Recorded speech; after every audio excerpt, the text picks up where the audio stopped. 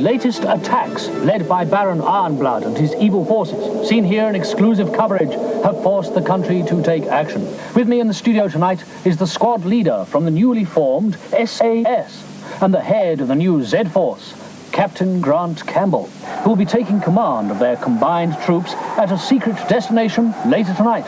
More news as it's made from New Action Force. Hello, everybody, and welcome to Action and Adventure, the Hasbro Universe podcast. And today, we have a bonus episode for you. We do indeed. Yeah, we are going to kind of get you up to speed for the upcoming First Strike crossover, which will probably be, it's coming out the same week as this podcast. So if you've not been kind of reading everything that's out there, you think, oh gosh, well, do I need to know what Matt Tracker has been up to in order to fully appreciate First Strike? We'll give you sort of a kind of cliff notes, quick summary of kind of what's been going on in case it comes up.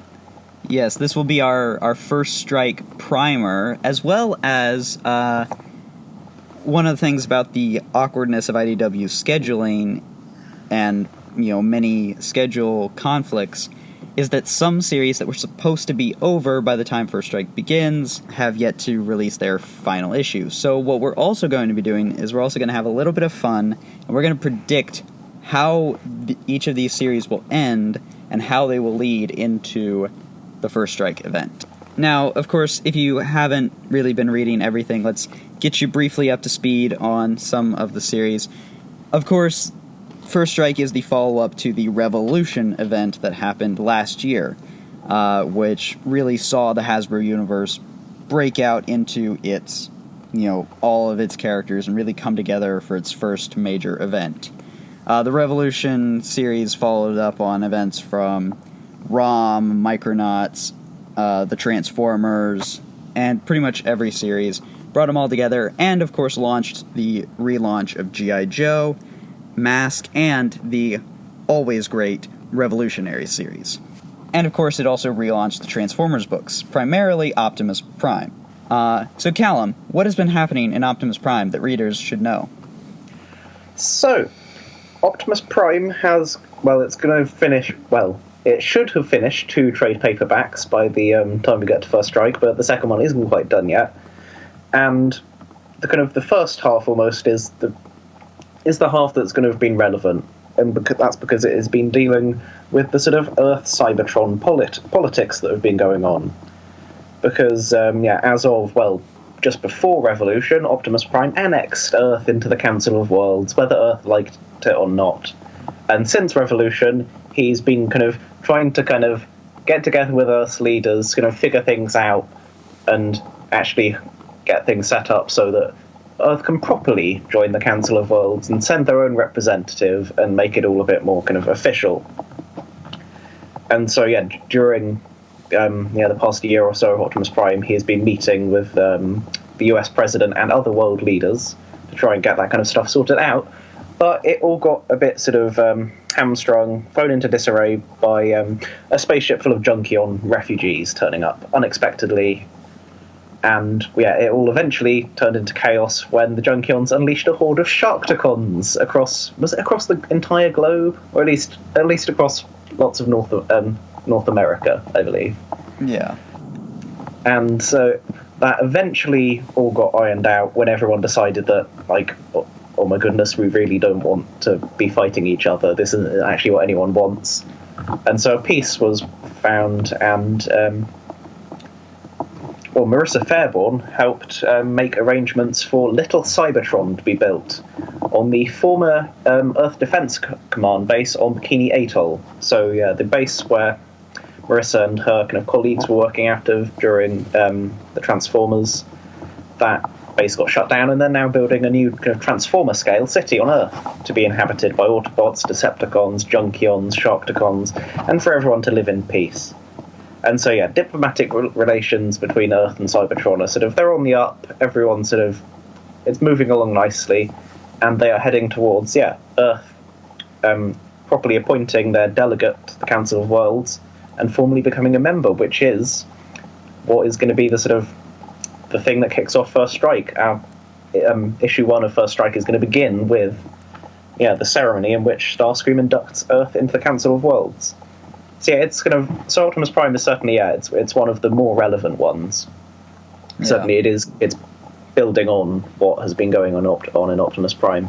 So the last issue that was supposed to come out before First Strike is issue 10, which we know is a quote-unquote a Galvatron the Barbarian story.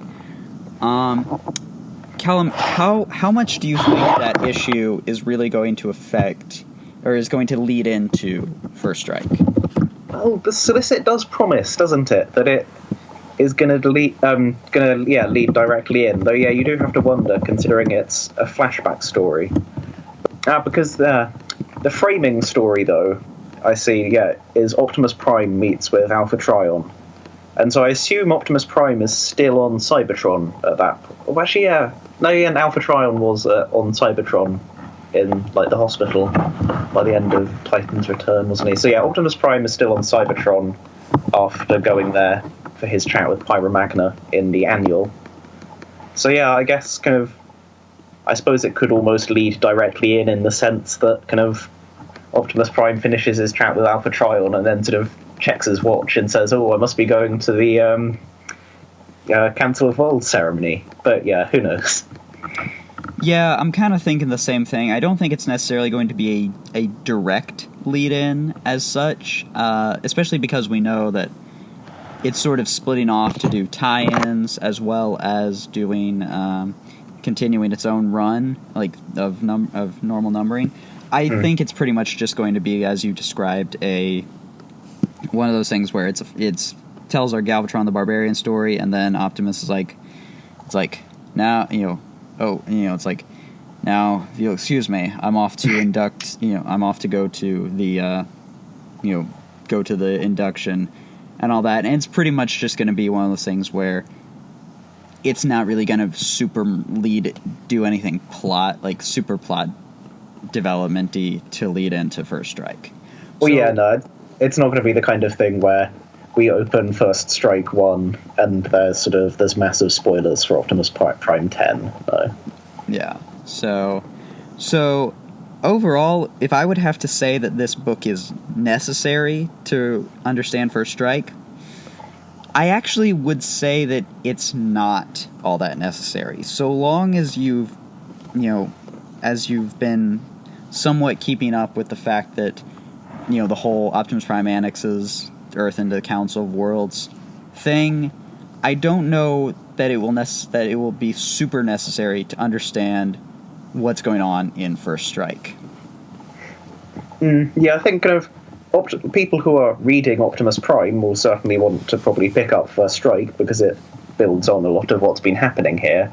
But yeah, I would be surprised if there are any specific things that you wouldn't understand in First Strike if you haven't read Optimus Prime. But yeah, there's certainly there's a thematic connection. There's a lot of the same characters are going to be in it. But yeah, it's not going to be 100% necessary. No. Yes. Of course, on the other end of the spectrum when it comes to Transformers books, we have Transformers Till All Are One. Now, this is a book that's really hard to summarize because so much has happened, and it's one of those things where Revolution kind of fell in the middle of it. So, I'm just going to sort of briefly sum up what are kind of the key things that will probably be necessary to know for First Strike. So, this book has really been focusing on Starscream and his position as the ruler of Cybertron and the head of the Council of Worlds and all that, as well as the character of Windblade, who has been, sort of her idealism and forming of the Council of Worlds has been kind of the thing for both of her previous series. The big thing that has really occurred in this is that after the Titan's Return event happened, where essentially all of Cybertron decided to infiltrate the colony world of Carcer, where it was revealed that Carcer is not actually Carcer, it's actually Vigilum. And the leader of Carcer, Aelita 1, was essentially revealed that her whole tribe were actually the descendants of the Liege Maximo, which caused considerable tensions when Vigilum was reawakened and Liege Maximo was set free, who had been trapped in Vigilum. Now this has caused some major tension and has basically caused Aelita 1 to make a power play for Cybertron, which has caused problems for Starscream. And of course Windblade, at the end of the Titans Return story arc, was comatose with Vigilum in her head trying to take over her body. Am I missing anything?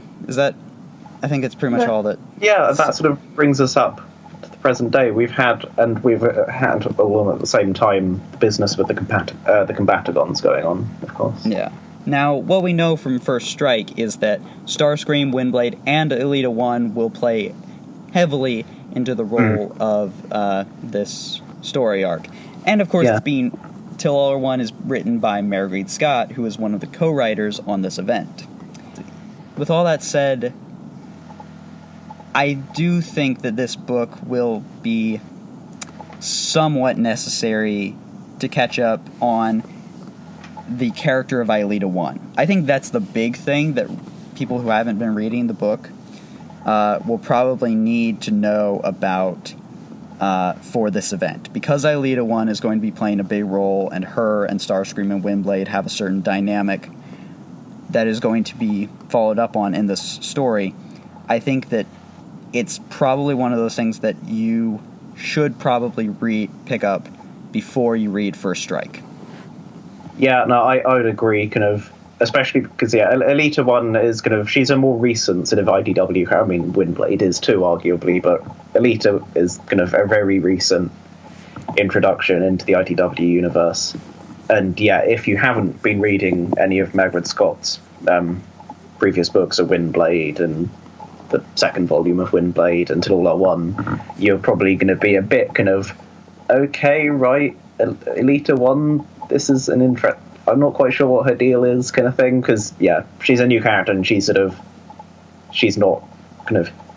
your father's Aelita 1 in terms of not. Compared to the G1 cartoon and stuff. So Till All Are One is, well, and you could perhaps guess this based on the fact that Scott is co-writing First Strike, but it's almost certainly one of the more essential ones. And based on the previews as well, we're also going to be seeing, probably not in kind of a main character role, but the Combatagons are going to be hanging around in their new job as Starscream's personal bodyguards. Yes. So, overall, I would say that Till All Are One is probably something that if you haven't read it, would be good to read before the First Strike event. So, and how do we think then the final regular issue, in fact, of Till All Are One is going to turn out? Because again, that's going to come out the same day as First Strike, isn't it? Yeah. So we will be talking about this on next week's show when the main episode comes out. I honestly, it's one of those things. Everyone's afraid for Windblade and all that, and I'm like, I'm not. I think Vigilum's gonna go somewhere. He's gonna be sticking around. I don't think he's gonna be gone entirely. But I think Windblade is gonna be saved, and I think Starscream is gonna be fine. So, it's like I think it's gonna end on a somewhat happy note. Yeah, actually, I'm pretty sure I'm not too worried about Windblade, considering kind of solicits and covers and things we've seen for First Strike, and indeed the annual. So although I don't know, I think this will probably be the wrap up for Vigilum, I reckon. Really? I don't know, maybe he will be sort of his TIE fighter will spin off into space, as is the way that those things go, so that he can come back whenever Liege Maximo comes back. But I don't know. Okay. I guess he doesn't have to stick around, but I'd be surprised if I'll be somewhat surprised if they do actually defeat him and like he just vanishes. I don't know. I'd like for him to stick around at the very least. I think, because Vigilum, like what we've seen of him, you know, because this thing, we haven't really gotten a full-on like evil Titan with like a full personality and all that. No, we've had like, zombie Titans, but yeah, we've had zombie Titans. There was the Necro Titan and all that, but it's like this is like a full-on I choose to be evil, you know, kind of Titan, which I think would be cool to see come back in some form. But it's true. But yeah, I don't rate his chances personally of making it out of Windblade's head.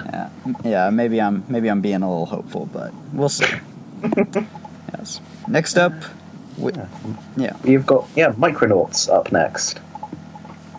So where the Micronauts have, in the time since Revolution, finished their ongoing series and moved on to sort of a bit of a kind of finale mini-series, which is Micronauts Wrath of Kaza, which we are 3 issues into currently. So yeah, 2 issues even still to come before it should have finished and led into First Strike.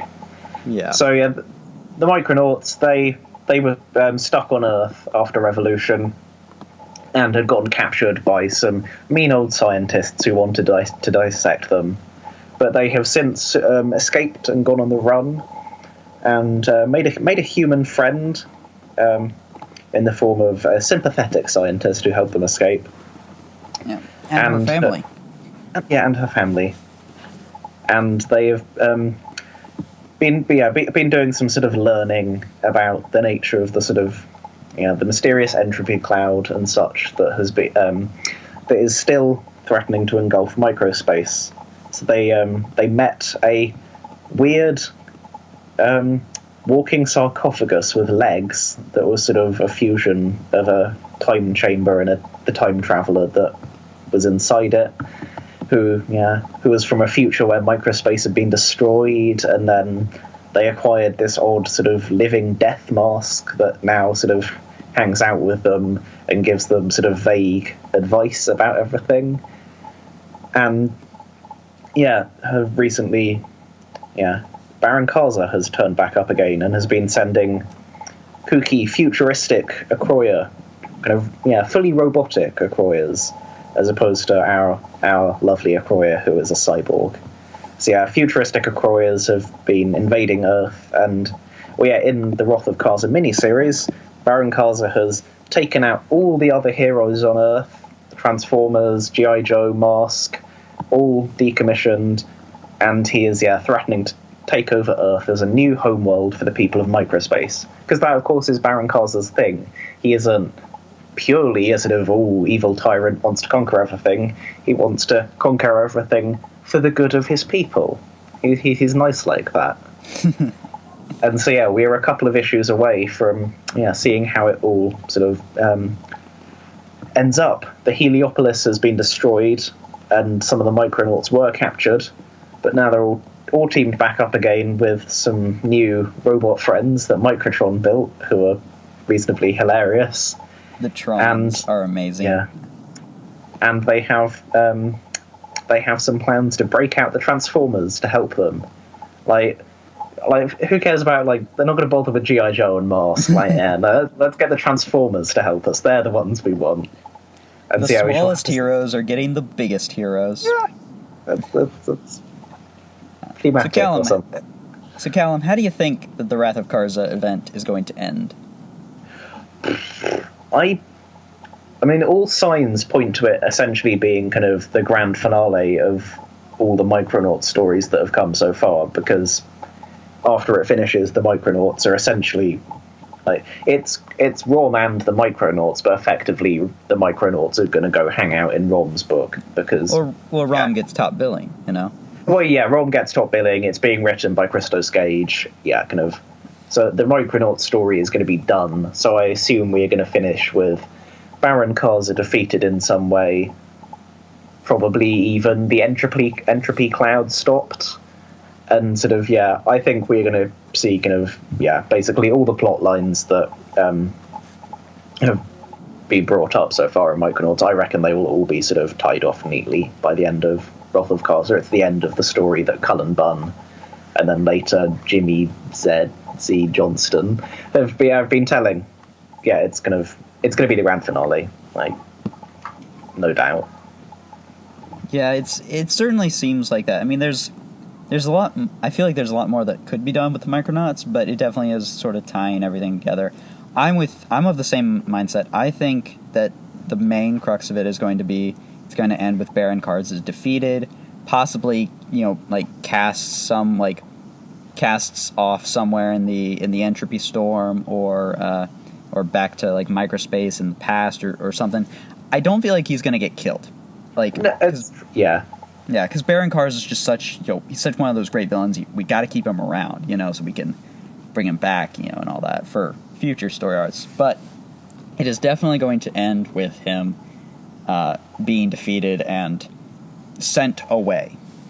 I do think, though, it is going to lead into First Strike in one key way, and that is the character of Shazrayla.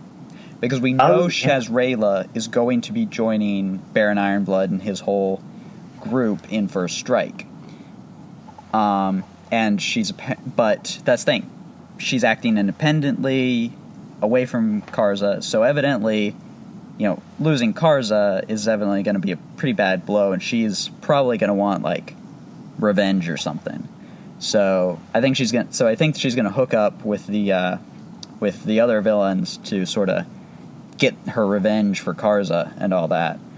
Well, I don't know. I would question if she would particularly care about seeking revenge for Karza, because sort of the impression I get that it is as much that their marriage, I feel, is essentially a marriage of convenience. Like, I think Baron Karza certainly loved Shazrayla, but I would not rate Shazrayla as particularly loving Baron Karza that much.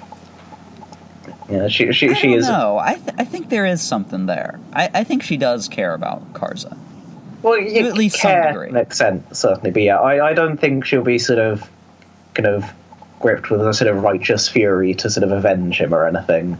I reckon it'll be she's moving on. I'm guessing the kind of Akroya army is probably going to be defeated, and so, being who she is, she's going to find some new powerful friends to hang out with, I reckon. And presumably interchange with the Transformer. Yes, which who knows if that will. The current theories are that she's going to be merged with a Transformers character called Antagony. So, which we've gotten some hints about that. So maybe that we'll see what happens with that. I would say that Micronauts is not super necessary for because especially the Wrath of Karza event. It's hard to know how necessary it will be, but I think just based on what we know about the First Strike, I don't think it's all that necessary. Especially like if you're reading Till All Are One and read the Revolution Till All Are One tie-in, you've already got a hint of Shazrayla and her character. So if you read that, I feel like you don't necessarily need to read Micronauts to get a feel on her. Yeah, that's a very good point. Yeah, because I'd been about to say perhaps Micronauts 4, which is a standalone flashback issue, could be a nice of getting to know Shazrayla issue. But I had completely forgotten that she is sort of a pretty significant character in that Till All Are one shot. So that is definitely the recommended reading to get to know Shazrayla. Yeah, but outside of that, I mean, the Micronauts, they do have a pretty like basic kind of thing as far as like their tie-ins to the other events. Is like they're from another universe where everything is smaller, so they're tiny aliens. It's like I don't feel like you need a huge primer for that kind of stuff. And certainly I think certainly I wouldn't recommend like going and just reading Wrath of Karza on its own, because it's the finale to a bigger story. So I don't think and it's the finale to its own story, and so it's not kind of a story that exists to set up First Strike in any way. So Yeah. not high on the sort of need to read this. But yeah, that is a good point about, Till All Are One Revolution being, a very nice Shazrayla primer. Yeah, definitely. So I do think Micronauts is gonna, like, the end of Wrath of Kharsa is going to lead into it a little bit, but I don't necessarily think it's going to be super necessary. Yeah. So next up, we have Rom, which, of course, is my favorite book. Now, Rom has had a very busy year for his run. So after arriving on Earth and getting some allies in the form of Camilla Byers and Darby Mason, Rom, and encountering all the other characters in the Revolution event, Rom has had to deal with his fellow Space Knights, Livia and Orpheon, coming to Earth and basically saying, "Hey, there's a lot of wraiths here. It's time to blow up Earth," and trying to convince them that Earth should not be blown up, which personally I am grateful for. But that's the thing, but really most of Rom's past year has been dealing with Livia and Orpheon, as well as his allies trying to fight the dire wraiths in their own way. Darby Mason has recently hooked up with a rebel wraith, a wraith who was born on Earth and does not want to be evil, and has obtained an analyzer so that she can detect wraiths, that are hiding on Earth. Rom has also had to deal with the G.I. Joe members Beachhead and Grunt coming after him because they still don't trust him even after the whole Revolution event. And so, Rom has had to deal with quite a lot of things. And on top of that, there is also the building up of this ancient, incredibly powerful dire wraith, like almost dire wraith god, known simply as the Presence. And we have yet to really get towards that, but that is definitely going to be something that continues into the Rom and the Micronauts series. Mm. So, Callum, how do you think Rom is going to end this current story arc and sort of lead into First Strike?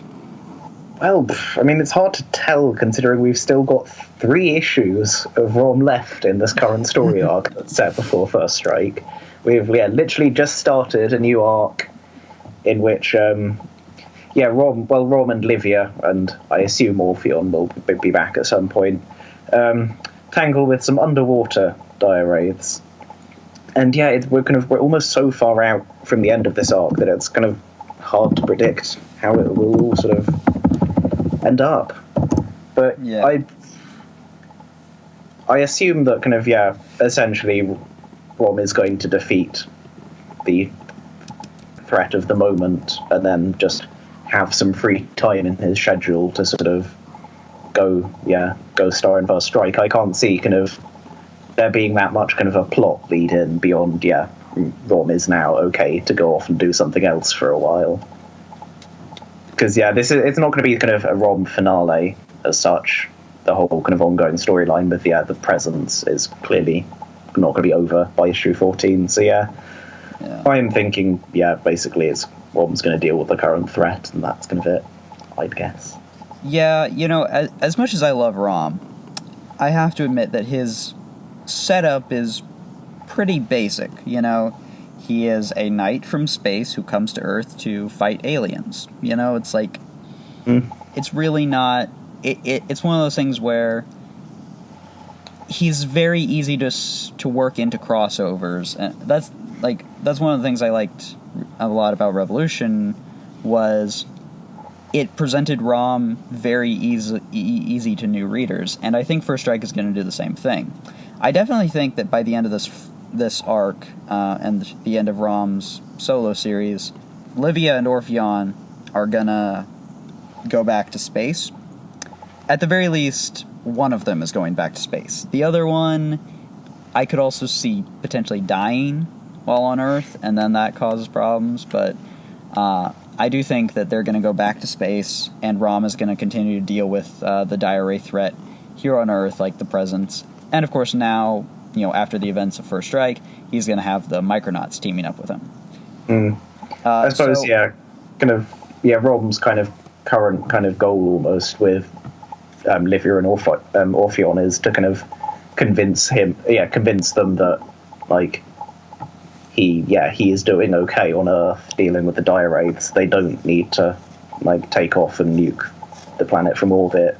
Like, he's just going to convince them he's got this, guys. So, I could see, certainly, those two heading off being kind of an endpoint for this storyline, Yeah, so in that way, I really don't think reading Rom is a necessity for First Strike. I love Rom, don't get me wrong, I love it, and I think everyone should read it. But if you're just wanting to know the basics of what happens for First Strike, it's one of those things where Rom is a very basic character. He's a knight from space, he comes here to fight shape-shifting wizards. Yeah, and kind of he doesn't have any kind of particular kind of stake in the sort of politics that First Strike is all about. So he is there to be himself and not to sort of bring with him any plot. So it's not going to be an essential one. Nah. Yeah.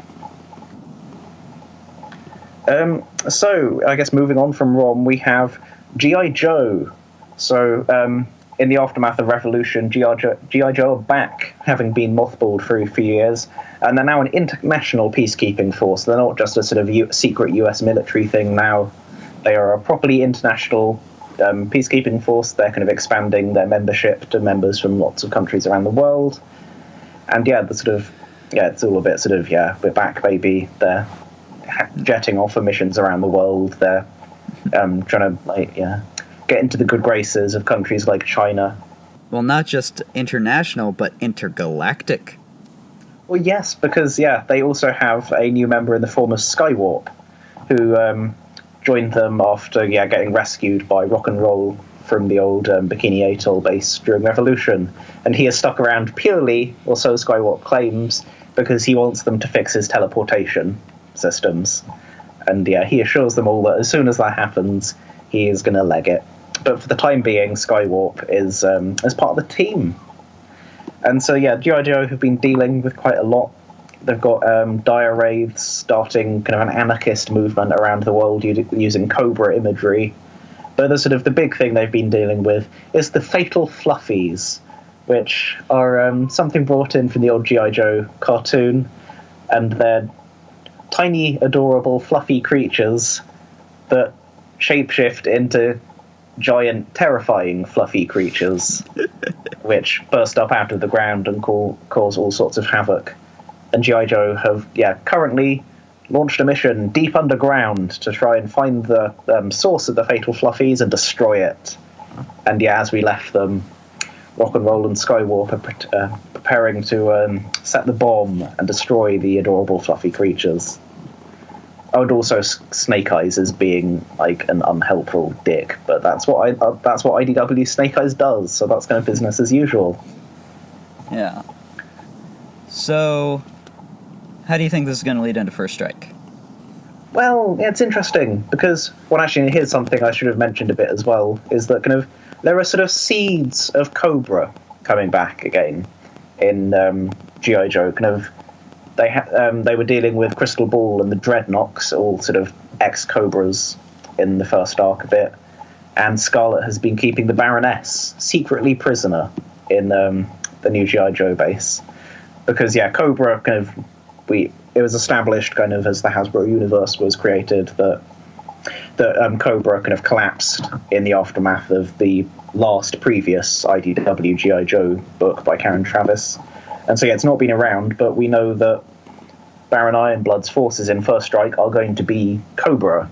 Like, they're not calling themselves that at the minute, as far as we know, but Cobra is going to be back. So you wonder if there's going to be a sort of element of tie-in there with kind of Cobra kind of being brought back, because dire wraiths have been using their imagery, and the Baroness is kind of around.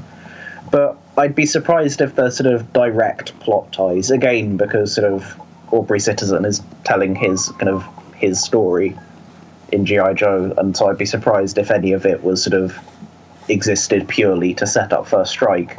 But there's sort of connections, there's strands here and there. So yeah, I think essentially, though, in terms of the current arc, they are probably going to deal with the Fatal Fluffies and kind of like Rom, then just sort of have nothing on their plate at the moment so they can go star in First Strike, pretty much. Yeah, I am wondering, because the cover for issue 9, which is the last issue of the series, has the Baroness with her full Cobra gear on. I do wonder if maybe that is going to end with possibly like her meeting up with Baron Ironblood and saying, it's like it's time for the Cobra to rise or something like that. But outside of that, I really can't see this as being. I really don't think it's going to do anything to really lead into First Strike in any super significant way, especially given that scene that we've seen from like the preview for the first issue, which is basically they're all just sitting around essentially as security for the Cybertronian, for the Earth induction into the Council of Worlds. So in that way, I would say really the only thing that you need to super know, like the only really necessary thing that you need to know for G.I. Joe is just know that Skywarp is hanging out with them now. Outside of that, I really don't think it's something that you need to catch up on with for First Strike. Well, I suppose kind of some degree of familiarity with the characters might be nice, kind of because it seems like pretty much the whole kind of core cast from G.I. Joe is going to be in First Strike. Scarlet and Roadblock and Lady J and kind of all that gang are going to be in it. So you might want to sort of read some G.I. Joe to know who they are, but again, it's not in terms of actual story. I can't see sort of there's not going to be anything to get confused over. Put it that way. Yeah. All right. Next up, we have Mask, Mobile Armored Strike Command. Now, Mask was spun out directly out of Revolution, so pretty much everything that they have been doing has dealt with the fallout of Revolution. Particularly that half their members were thought to be dead after the events of Revolution, but then turned up alive and working for Miles Mayhem as the criminal organization known as Venom. What Venom stands for, we still don't know. But Venom essentially went around and framed the Mask members for their crimes, and after several battles, Mask was able to apprehend all of the Venom members with the exception of Miles Mayhem, and were able to clear their names. However, shortly after that, Brad Turner, one of the Mask members, was replaced by the shape-shifting Dreadnought and Forber Cobra member known as Zartan. Now, I'm not super familiar with Zartan's history and all that, so I don't know if he's going to be like an intricate part of like the Cobra forces on First Strike. But that's currently where we are. We have about 2 issues left to go in Mask. Yeah. Number 9, the next issue, which is the end of a story arc, and then number 10, which brings it all to a close and leads into the First Strike event. So, Callum, how do you think Mask is going to end? Well, because, I'm looking here at the solicit for the final issue. So, it says that Matt Tracker loses the trust of his friends and teammates, causing the group to disband. With mounting threats on the horizon, Mobile Armored Strike Command is no longer on the front lines, plunging them all into an uncertain future. So, maybe that is what will happen. Mask will actually end up disbanded by the end of the comic, and kind of maybe First Strike will be what kind of brings them back together. it's hard to call with Mask, really. Especially because there's also the Mask Annual, which as of yet has no place to fit in continuity. Like, it can't fit into like anything at any point in sort of Mask's story so far. So yeah, it's all very interesting. Yeah. If I had to guess, here's my prediction for the Mask. Mask's going to end with the team splitting up, and with Matt Tracker going and joining up with the G.I. Joes. So he will be a part of the unit that's like facing down, that's like with the Joes in the main First Strike event, which will then lead directly into the G.I. Joe Unmasked series, where we know Matt Tracker will be a part of Joe. So I think he's going to join up with Joe at the end of Mask or at like the beginning of First Strike. However, the other thing that I think is going to happen to lead into First Strike is I think that issue 10 we'll see Vanessa, Sly, and Bruno getting broken out of jail, because we know that the tie-ins for G.I. Joe and Mask for the First Strike event really doesn't indicate that the Mask team themselves will be around. What really seems to indicate is just that the Joes will be fighting the Venom members, who are all now Cobra members. And we know Miles Mayhem is going to be a villain in First Strike. So I think that issue 10 is going to end with Mayhem breaking out the rest of Venom and them going off to join Cobra for the First Strike event. No, yeah, that I could see that being sort of you sort of final page almost. Yeah, the break Venom out of prison. Yeah. But yeah, if that was the ending though, with kind of Cobra, Venom going off to join Cobra and Mask actually disbanded, that would leave basically nowhere for the Mask Annual to go, which would be interesting. Like, you would almost have to declare it kind of non-canon, like, because I mean, it's hard to know where that can fit in. But then equally, that was written by one of the co-writers of First Strike, so you wonder if kind of particular allowance will be made for that in however Mask gets kind of introduced in First Strike. Who knows, I suppose. But I see. But in terms of sort of connections to First Strike, again, Mask is not going to be an essential one, I don't think. I mean, you have got a writer connection in this case, David Rodriguez is co-writing First Strike, but I don't know. See, I'm actually going to disagree with you there. I actually think Mask is not going to be super required, but I will think that, like, if you're going to read, like, all the tie-ins and everything to First Strike, or, like, you're a G.I. Joe fan who's also going to, be needing to pick up the Mask tie-in, I do think that that there will probably be a little bit of familiarity that will be needed for the Venom team members and sort of what happened with them. Particularly Bruno, because if you read Revolution, you saw Bruno just very briefly, like in his own little thing. And then the next time if you didn't read the Mask series, and now you're picking up First Strike, and you're going to see Bruno as a cyborg now, that's going to be something that's going to throw you for a loop. I hate to say it. So I think Mask is actually one of those that you should at least familiarize yourself with some of the big developments.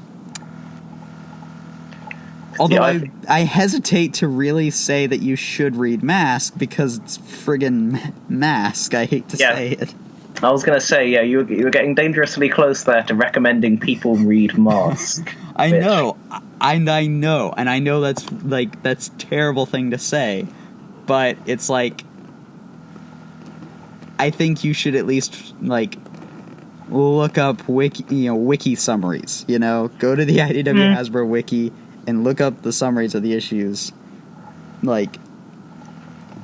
It's hard to know. I worry though that certain things have developed that will throw people, if they're casual readers, for a loop. Mainly Bruno, and him being a cyborg now, but it's hard to see. Thing, just because Bruno and Venom and all that were apparently dead at the end of Revolution and all that, it's one of those things where Mask is so bad I don't want to recommend anyone read it, but it's I worry that it actually might be a little required for the event. But especially Miles Mayhem, who we know is playing a part in the main event, so it's really hard to know, honestly. But yeah, it's again the kind of thing where sort of familiarity with the characters might be nice, but in terms of actual story, there's not going to be much of a through line, I don't think. Yeah, but as little character as there is in Mask, but yeah, kind of where they're at, that kind of thing. Yeah. So, but that's our predictions for what will happen at the end of Mask. So, which leaves us one final series, and that is our fave, Revolutionaries. Yeah, we do love us some Revolutionaries, don't we? It is. It is great. And so this one. So it started in the aftermath of Revolution. It was a new series after Revolution, and it has followed the adventures of Action Man, Cup. I was going to say GB Blackrock, but he's technically just Garrison Blackrock in this continuity, and Ayana Mayday Jones, who have found themselves forming an unlikely team, which everyone has ended up just calling the Revolutionaries in story, which I appreciate. It doesn't really make much sense, but it's fun. And they have been on the trail of a mysterious artifact known as the Talisman. So it all kicked off when Blackrock went looking for this Talisman artifact because he thought it might have something to do with his history as a Titan Master of Onyx Prime. And he found it in this underground bunker in the country of Schlatava, where it was being kept by the Company Iron and the British Secret Intelligence Service. And he essentially poked around at it a bit and then accidentally unleashed a mutation wave that turned the whole city into sort of pseudo-Dire-Wraith monsters. And that kicked off a whole big chain of events where these four people ended up coming together and forming a team, and they have been investigating the hell out of the Talisman all around the globe and teaming up with all the other Hasbro Universe characters along the way. And so the bad guys then that have been opposing them in this sort of mission are going to be incredibly relevant to First Strike, because they are being led by Baron Ironblood, who is our lead villain for First Strike. And so together with him we have had Dr. X, the Action Man villain. We have had Storm Shadow, she's the new incarnation of the G.I. Joe classic ninja villain.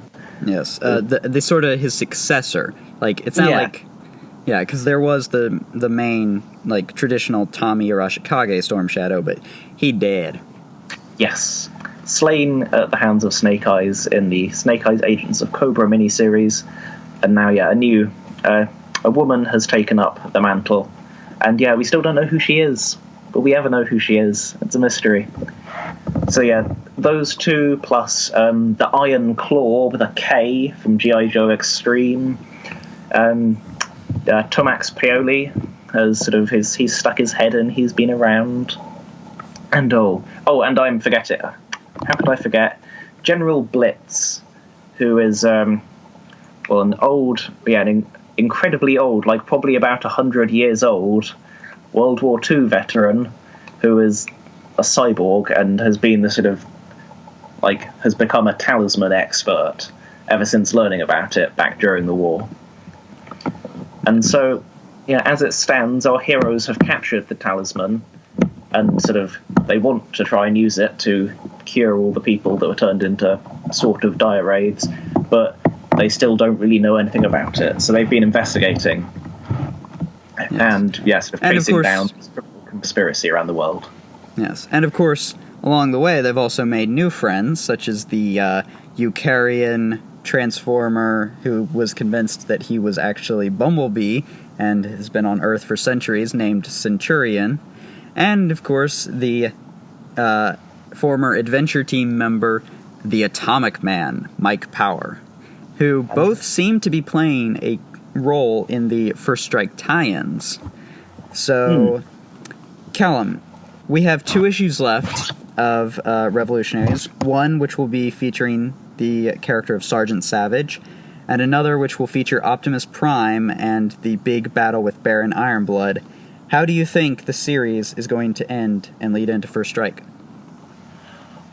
Considering that kind of, especially considering kind of like, John Barber is writing this, and while he isn't writing First Strike, he's got his sort of finger on the pulse of the Hasbro Universe, rather.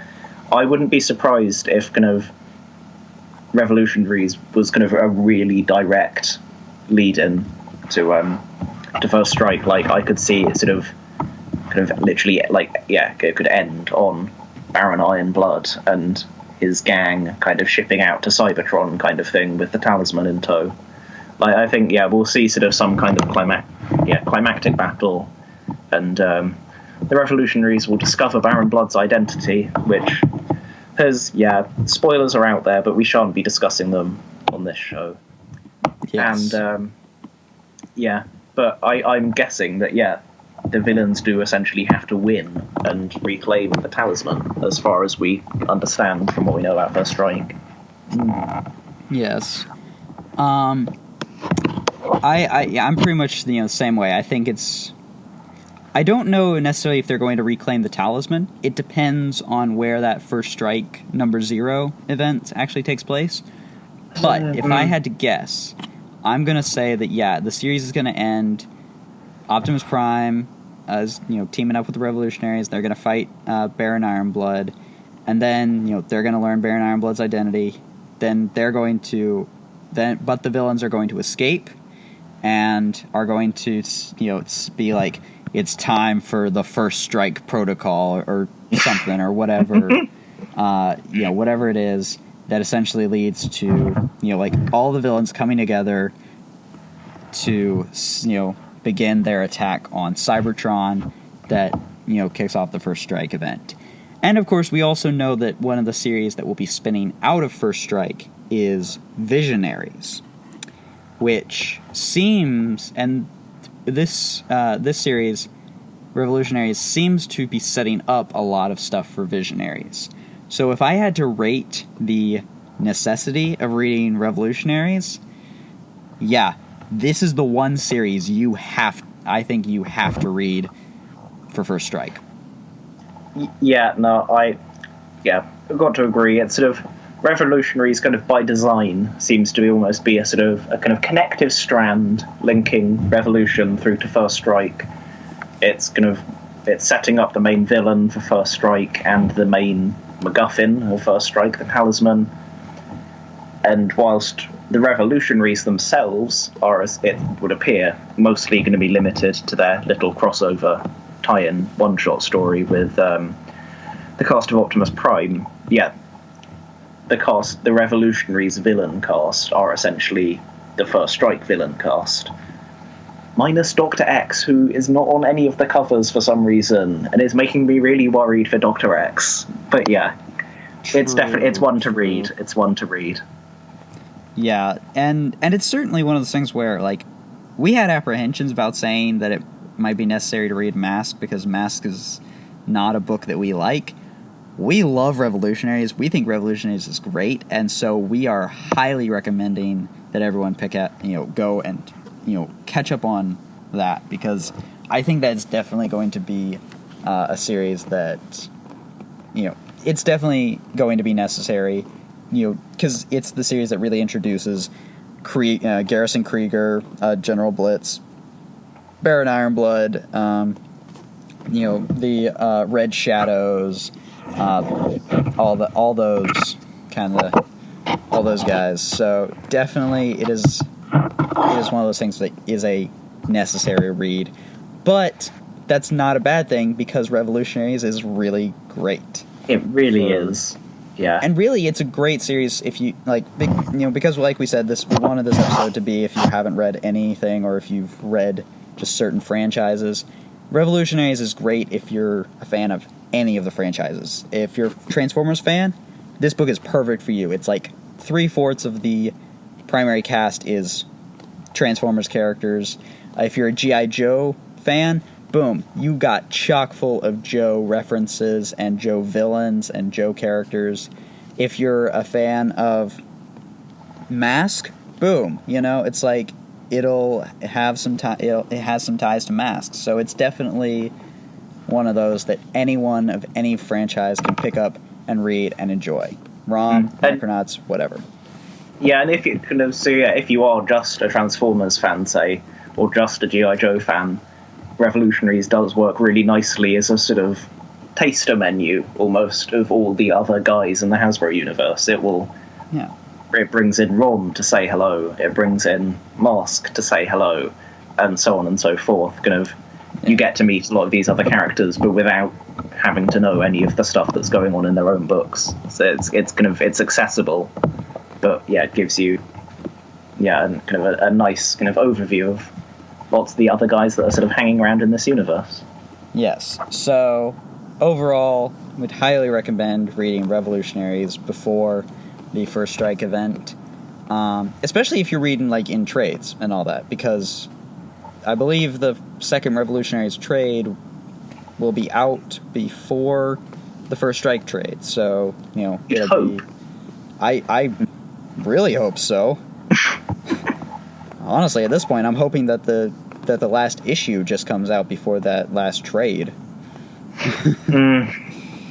But yes, But no, that's the next that's the next lateness milestone for IDW, isn't it? The trade comes out before the individual issue. Like, God help us if we get to that point. Oh God, yes. But thank you everyone for listening and enjoying our First Strike primer.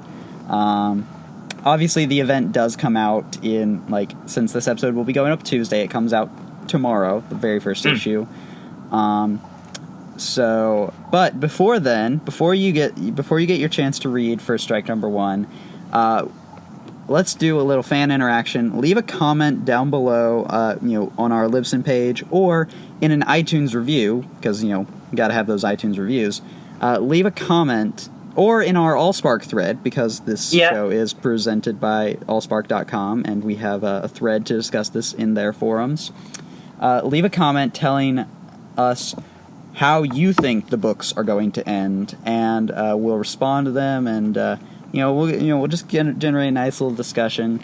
Hopefully, this episode helped you find some comics that you hadn't checked out before, or helped you get ready for the big First Strike event. I am super looking forward to this event. I think it's going to be a really good event because we have a great writing team, we have great art.